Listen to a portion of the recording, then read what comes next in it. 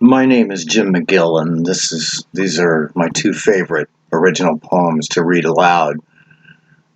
If you get a laugh from the first one or a goosebumps from the second one, please do me a big favor and share.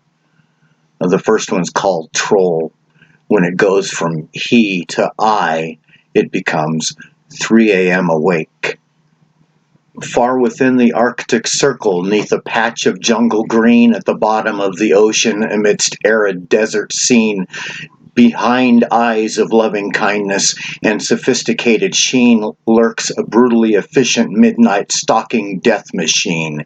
He's a killer troll and poet with a heart of purest gold. He is sensitive and righteous, though his passions uncontrolled.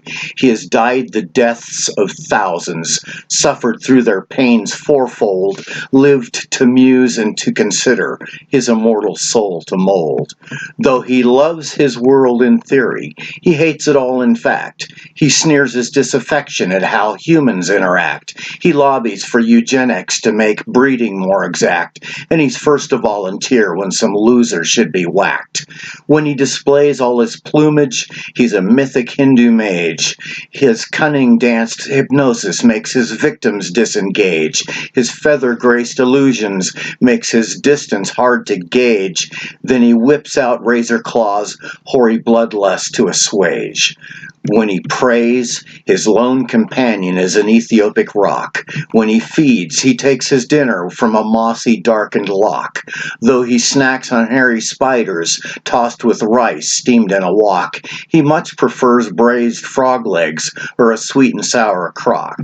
He sleeps high on a precipice where there are no decent roads. He shares a shabby den with gruesome poison flying toads.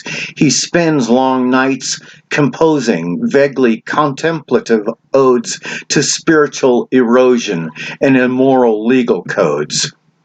There's fog behind his window stirring shapes inside his brain, though the message of its whispers he is loath to ascertain. When the opaque-clothed seductress taps his cask of hidden pain, then he screams out ancient rages over dreams he can't sustain. He is dreaming of great storm clouds filling sails out on a lake. He is dreaming of a box kite and a long-forgotten ache. He is dreaming of his past lies, though he thinks he's still awake while he stares into gray vapors like the widow at a wake. I've cured 100 scurvies just by passing out the limes. I've been shackled to a woman who forgave me my war crimes. I've heard blue songs from starships vibrate back in rapid climbs as the ripening of cord folded back the cloth of times. Across a sand-bleached desert, I've been watched from castle tower. I've handed teary mothers gray bouquets of corkscrew flower. I've passed a dead policeman doing 90 miles an hour, then swerved ahead of truckers hauling poppies, salt, and flour.